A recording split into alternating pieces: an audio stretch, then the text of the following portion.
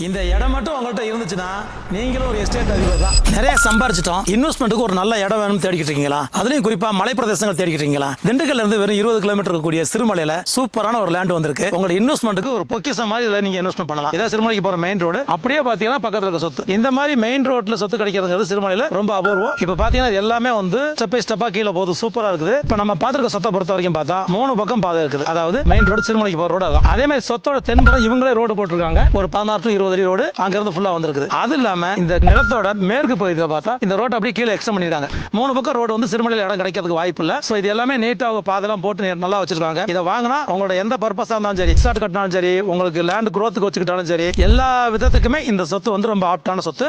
இந்த மாதிரி மரங்கள்லாம் பெருசு பெருசா இருக்கிறதுனால மரத்துல வீடு கட்டுறது அப்படிங்கிறது ரெண்டா இருக்குது. அந்த மர வீடு போடுறதுக்கு உங்களுக்கு ஏகப்பட்ட மரங்கள் இருக்கிறதுனால நீங்க மர வீடு போடலாம்.